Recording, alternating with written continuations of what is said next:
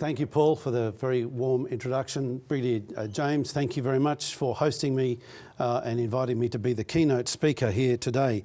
It's a great pleasure and a privilege for me to join you. In fact, building partner capacity is something that I've been reflecting on for some time. In a book I wrote a few years ago called The Australian Army from Whitlam to Howard, I was privileged to engage with a number of people in the Army, senior people in the Army and middle-ranking people in the Army and some more junior people in the Army about their experience, about what it means to be in the Australian Army and what it is that makes the Australian Army the great institution, the great national institution it is, with such a fantastic public image that speaks volumes to the people who make up the Australian Army. So today I'm talking about the strategic imperatives for building partner capacity missions and partnered force operations. I'm going to give you a historical and contemporary perspective on that. A historian by academic training and that's very much the way I'm planning to operate. Okay, so my aim today is to help you close out an identified gap in the land warfare doctrine regarding partnered force operations and to give you a teaser, if you like, a primer to help put in context the work that you are doing already. And I'm actually very honoured to be part of this because I'm conscious that this is something that is very much a collaborative effort that's very much about the excellence and skills and knowledge that is accumulated here in the room today. But one of the things about the work I did with that book, The Australian Army from Whitlam to Howard, as I reflected on that, I distilled from that some key points that for me really spoke to key issues relating to building partner capacity in the context of defence strategy. One is that it's important to bear in mind the government's expectation and the determinants that those expectations place on us. Firstly, the issue of proximity and necessity. In other words, historically, the closer to Australia we've got, the more important that operation has rated for the Australian government in terms of force protection, in terms of risk management, and in terms of resources it commits. So proximity and necessity. Another key expectation determinant is the issue of alliance management. Alan Gyngell, in his recent book, Fear of Abandonment, spoke to the significance of Australia relying in the first half of the 20th century on its ties with Britain and after the Second World War, particularly with the alliance with the United States, an enduring alliance which reverberates with us today, also with Britain, New Zealand and Canada. And it's nice to see representatives of Britain and Canada. I haven't seen a New Zealander here yet, but the ABC, ABCANS I think it is now, partners, it's great to see you represented here today. The third point there, the determinant there is issue of risk tolerance. And now the risk tolerance is really commensurate to the issue of proximity, necessity and alliance management.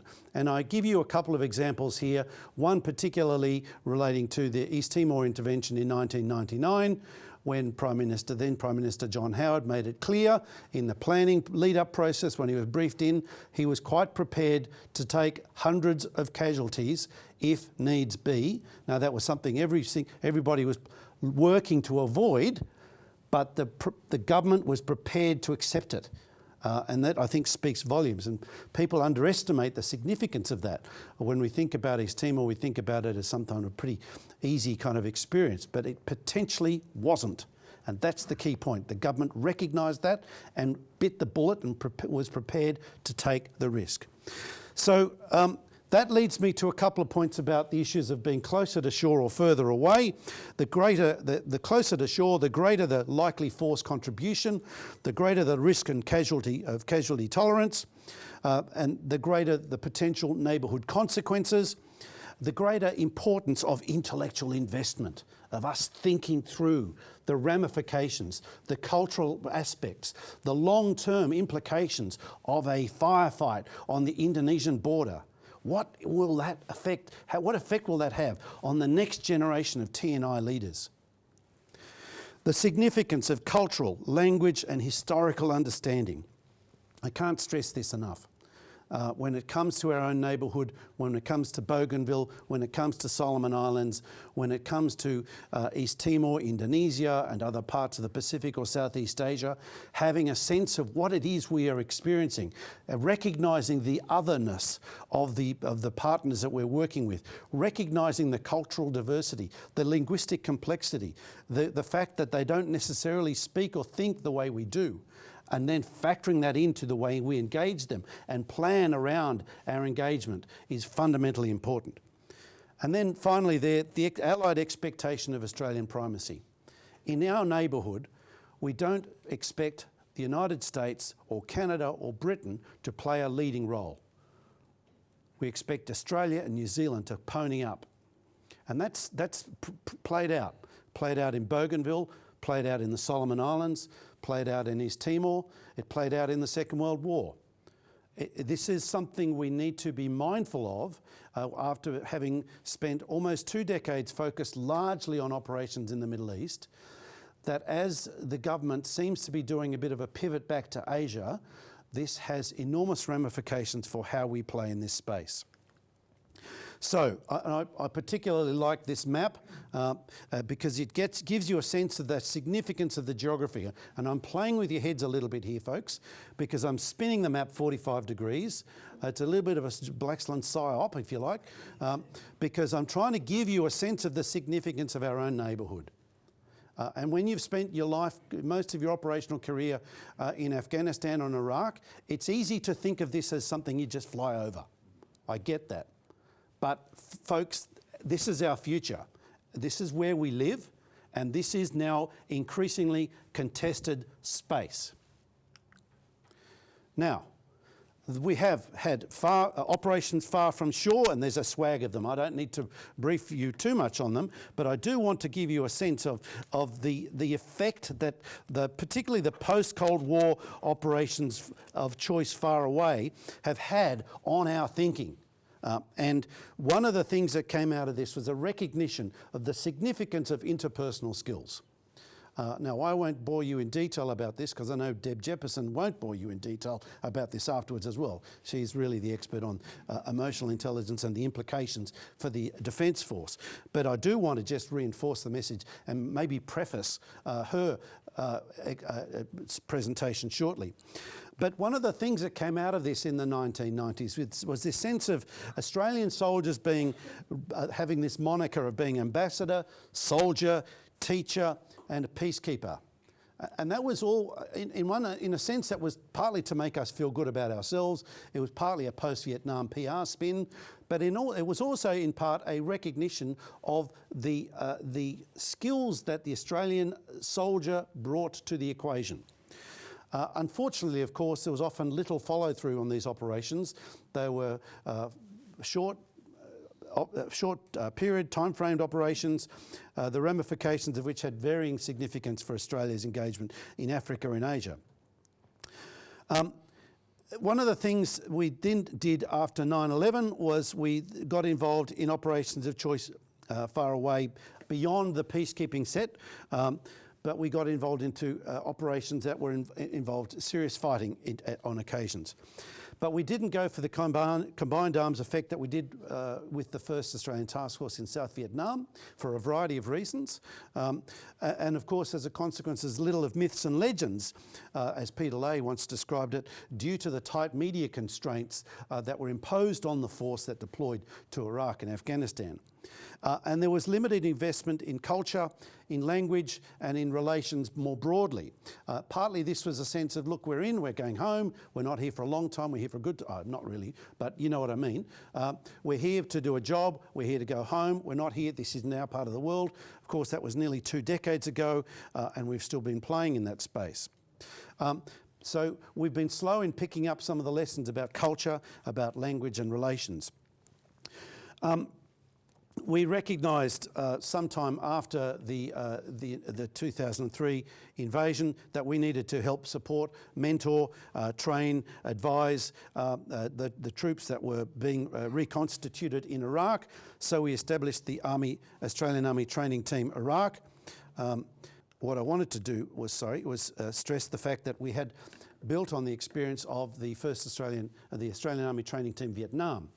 I don't know what happened to that slide there, but essentially Ian McNeill wrote a fantastic book about the Australian Army Training Team in Vietnam, which basically catalogued the fact that we deployed teams of advisors who for a decade or so performed a very significant function in leavening and bolstering the capability of the Army of the Republic of Vietnam.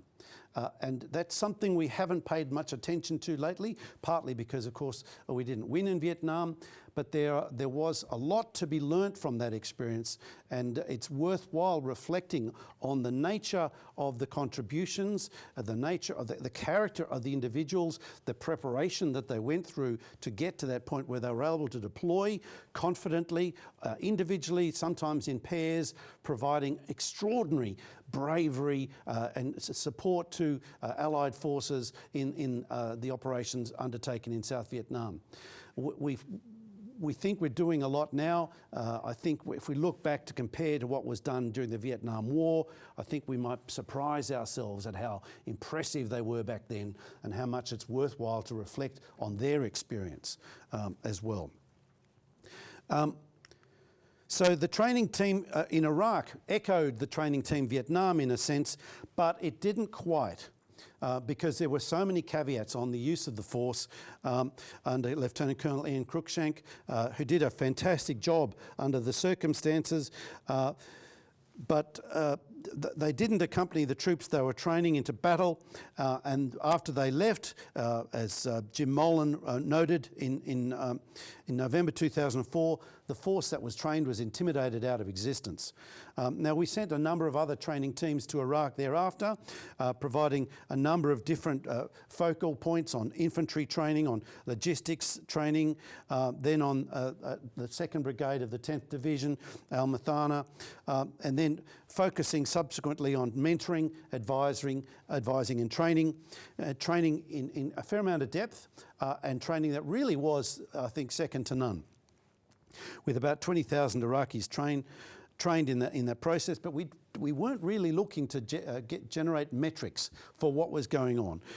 We weren't looking to gauge the impact and learn the lessons from that sufficiently. And you know, with the benefit of hindsight, we now look and think, why didn't we do that? Thankfully, the event today is very much a part of an effort to make up for that shortcoming back then. But this is what we should have realised, is this isn't something that we do on the side, but this is actually pretty fundamental to the way an army operates in circumstances short of conventional war. When you are in a stoush, when you are actually fighting for the hearts and minds, when you're fighting a battle, a political battle that isn't necessarily all about guns and kinetic effects. And that seems to be more and more the way these days. And as we've seen the news even today with Russia using cyber operations as a weapon of retribution against the West for the attacks in Syria from over the weekend. Now, we've seen subsequently in Iraq, the return of the training team with the task group Taji. We haven't called it the same, but this time working alongside our New Zealand partners, really making it a difference, having a recognising that what we did earlier with the AATTI was had some strengths but had some serious weaknesses, recognising that it was disjointed and patchy and insufficient follow through to make it really effective. So there's a recognition here that you need to be consistent, you need to follow through, you need to mentor beyond a short 6-week camp. You need to engage constructively and holistically. And interestingly, you know, I've been to a certain extent a critic of our involvement, the level of our involvement in the Middle East, saying we should focus more on Southeast Asia. But I recognise very, very clearly that when we think about the legacy of Australia's actions in Iraq and Afghanistan, that it's appropriate to follow through as best as possible on the investment we've made to make sure that what we've done bears fruit and continues to bear fruit as much as possible within reason, while not completely distracting from priorities closer to home. So we've had embedded staff in Afghanistan, and interestingly, we've had them in a range of positions, and many of you would have been in them yourselves, filling billets that you wouldn't have dreamt of filling only 6 or 12 months prior to the occasion, performing tasks that drew on skills that you never thought were going to be applied in that particular context. But what it did was provided an opportunity for you as members of the ADF or of coalition partners to draw on your full spectrum of skills, your military skills, the training you've experienced, and then the softer skills, the stuff between the ears about the emotional intelligence, the reading the room, the understanding the culture, recognising the dynamics at work with the person you're mentoring, recognising the cultural constraints that may constrain how they engage with you or constrain how they apply what you've taught them into the future. Now, we've been at this for long enough time that we've actually kind of imbued a lot of the culture and the sense of understanding of the environment, but it's been patchy and it's been inconsistent, and I think we need to be a bit more systematic about that. Then, of course, in Afghanistan, we morphed from reconstruction, a number of rotations of reconstruction, once again with critical personal skills, vital to the way that was undertaken, with Mick Ryan's rotation, Harry Jarvie, Dave Rainwright and Stu Yeaman. Of course, morphing into mentoring, as I say there, with mentoring reconstruction task forces and then mentoring task forces, recognising that, in fact, in these kind of circumstances, we really do need to think in a different way about what we can do.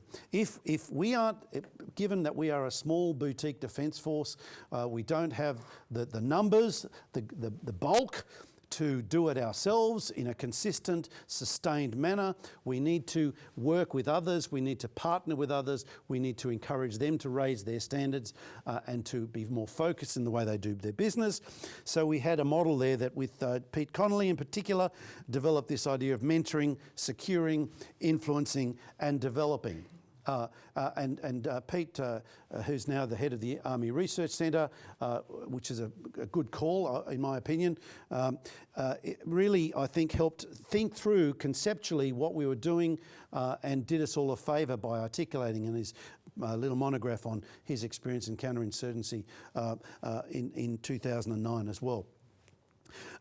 So we've now got several rotations of experience with mentoring through this period from 2006 through to 2012 and beyond, undertaking this mentoring and reconstruction, then just mentoring task force work. So we have a defence force, an army in particular, that's actually got quite a lot of experience at doing this, and it's important that we then capitalise on it. And of course, there's concern about possibly learning incomplete or wrong lessons, because as we say, the AATTI it was good at the time, so it seemed, and yet you look back in the legacy and you think, well, what's there to show for it? Why didn't we follow through on that? What could we have done differently? How could we have performed the task in a different way that might have had a more enduring positive effect? The experience of embeds is been a very, very positive one overall. It's helped hone the force. It's helped us become much more culturally aware of other forces and how they operate and do business.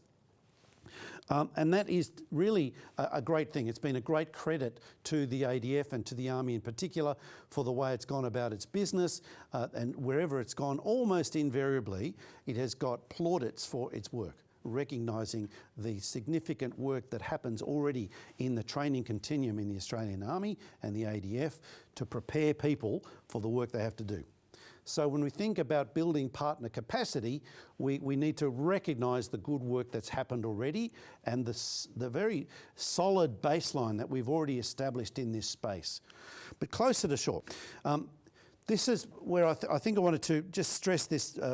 The point about the Vietnam War legacy was something that is worth reflecting on for a bit here. The team, the Australian Army Training Team Vietnam, was remarkably successful in an tactical and operational sense because of its approach. It was respectful. It had culturally attuned soldiers who were involved in mentoring in a professional manner. They were committed to duty. They used their initiative. They are often had to be very resourceful, operating independently, needing to building independence, not codependence, in the people they were mentoring. That's a very important point, because one of the concerns, obviously, when you're trying to build partner capacity is that you risk building in codependence. And that's something that clearly we need to work to avoid. And of course, as we think about the future, reflecting on the past, particularly the Vietnam experience, I think has important resonance for us today. Also, the work we've done with the PNGDF. We forget, and there's a great book by Tristan Moss, who completed his PhD at SDSC just recently and had it published with us, The Australian Army in Papua New Guinea. We often forget how much the Australian Army was involved in generating the force that became the PNGDF. We had integrated advisors, commanders and mentors who were performing really vital functions in working through preparing the PNGDF for independence. There were operational, social and racial dimensions to that people took quite some time to get their heads around. Understanding the PNG culture, understanding the limits of what was possible, what could be done, what was realistically achievable, working that through. And of course, there's been enduring obligations to PNG since 1975, and arguably those obligations may well become more acute in the coming months. And I'm mindful here of a referendum in Bougainville coming up in 2019 that has echoes of the challenges we faced 20 years ago in 1998-99 in Bougainville as well. And of course, there's the enduring geostrategic significance of Papua New Guinea, and that has been brought to the headlines not that long ago, and it will be brought to the headlines again with APEC coming up, and the ADF's involvement in support of Papua New Guinea with APEC coming up. So when we think about the building partner capacity requirements of the Army and the ADF more broadly, Papua New Guinea has to feature in our consciousness as well. And as I say, there have been a number of instances where we've been on operations in Bougainville with the Truce Monitoring and then the Peace Monitoring Group, in Irian Jaya, in Papua New Guinea following the tsunami in '98. One of the interesting and important points about this is that these operations were unarmed, they were interagency, they were not all ADF-led, and they were remarkably successful. And key to that was the interpersonal skills. This is the fact that the commanders and the people on the ground recognised that they weren't there to shoot first and ask questions later, the complete opposite. They were there to engage and avoid the use of kinetic force. Absolutely as a top priority, diffuse tensions, work through the issues, have discussions one-on-one and in groups with the villagers and with the head and the chiefs and with the key people from the PNGDF and from the PNG government, engaging all the stakeholders constructively to mentor, to constructively engage. Now, that's not necessarily what we might face in the future, but it might be. We don't know. We need to be flexible about this. But what we had there was, as I say, a niche force contributions. People skills were critical to that contribution, particularly a bit of an understanding of the language and the culture, and this idea of emotional intelligence, or EQ. Humanitarian assistance and political objectives were met. It bolstered regional security, exercised most capabilities required for warfighting. This is something most people forget. It helped hone the force and obviously prepared for what was to follow in East Timor in '99 and onwards. And arguably, as I say, a pointer perhaps to what might be coming down the barrel in 2019. I was very happy to have co-convened the conference that led to this book, East Timor Intervention. You know, there's that great quote there from John Howard about being one of the more noble things Australia has done in many years. I would just point out there's some key aspects that really are nicely captured in this photo.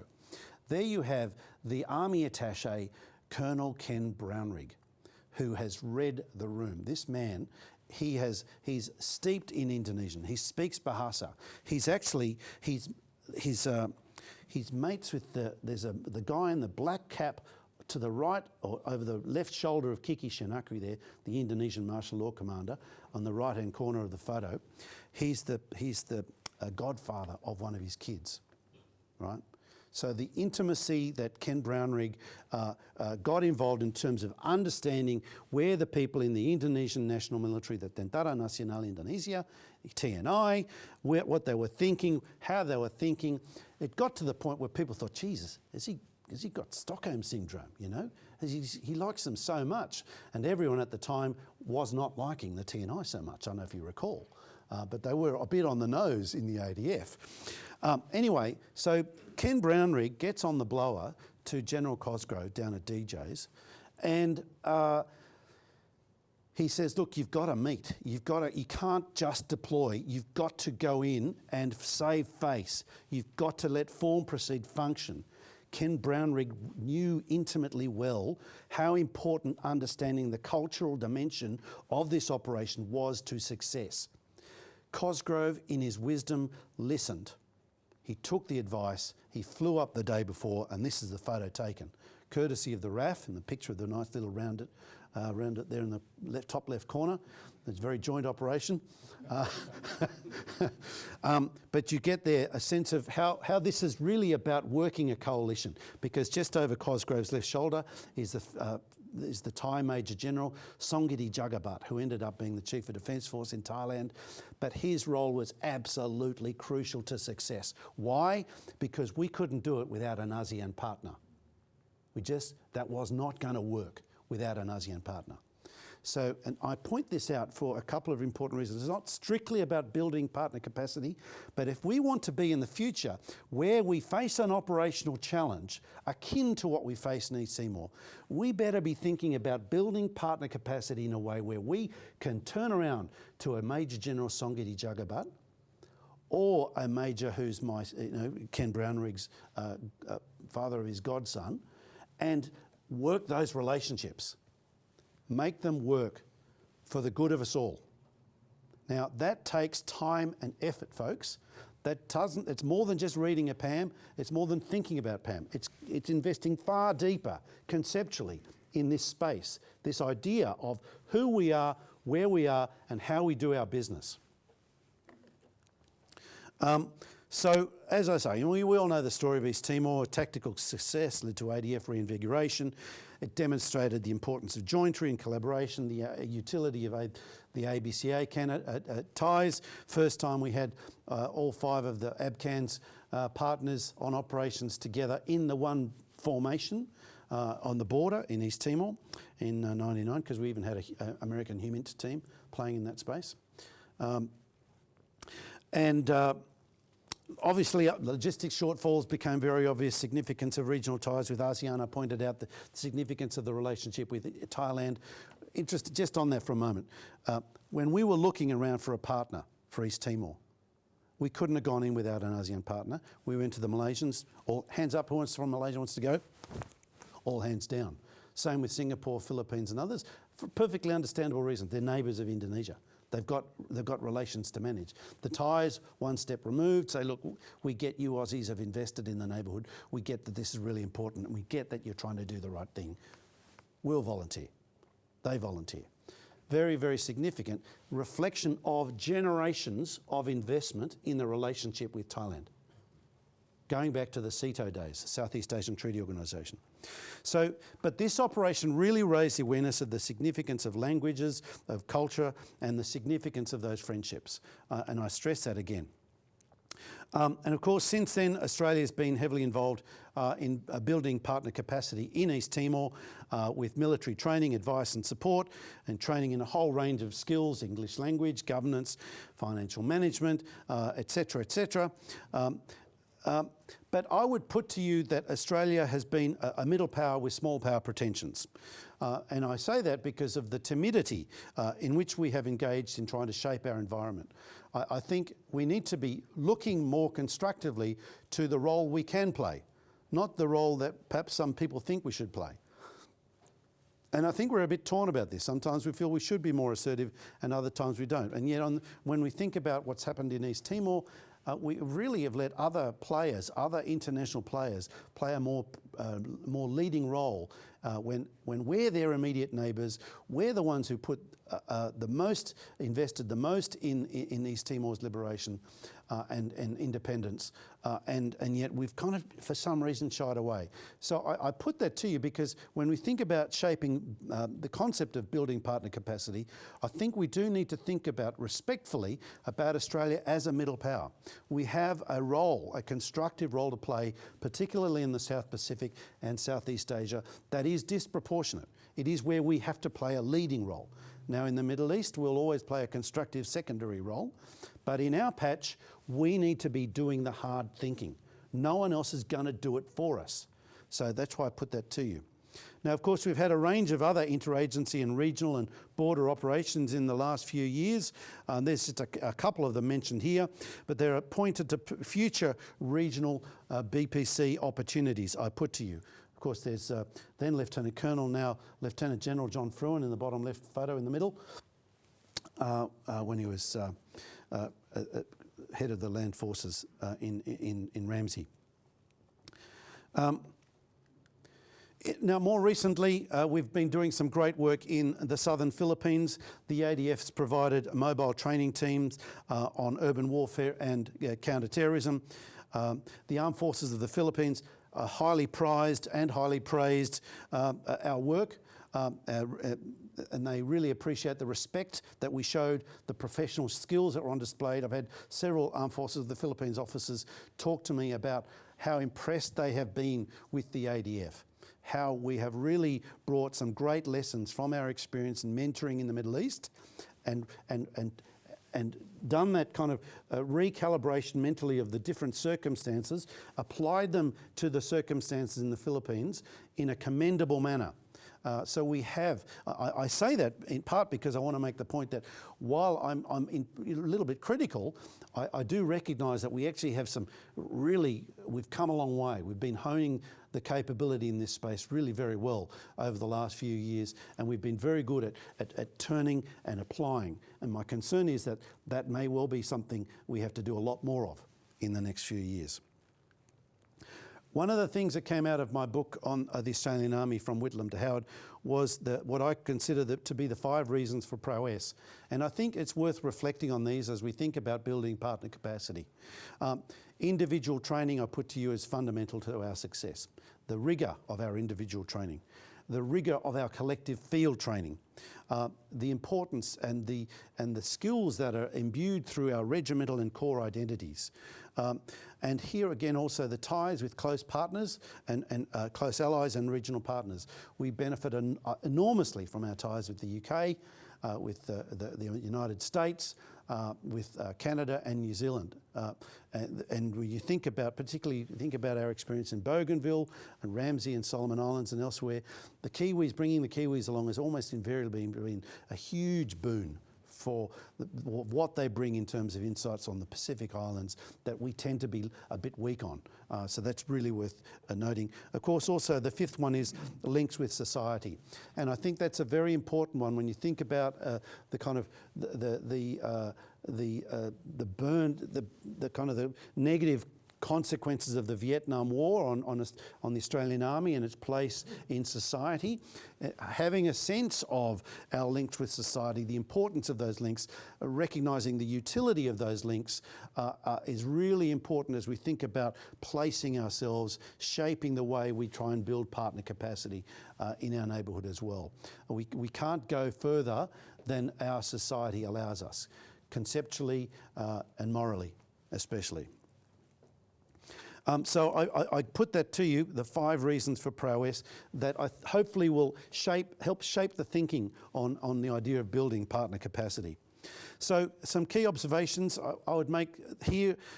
Firstly, human skills are fundamental to the success of building partner capacity. Warfighting skills are central to what's offered, clearly. If you're not good at the job, then you are not going to be good at the building of partner capacity. You've got to have those fundamental military skills up your sleeve on offer.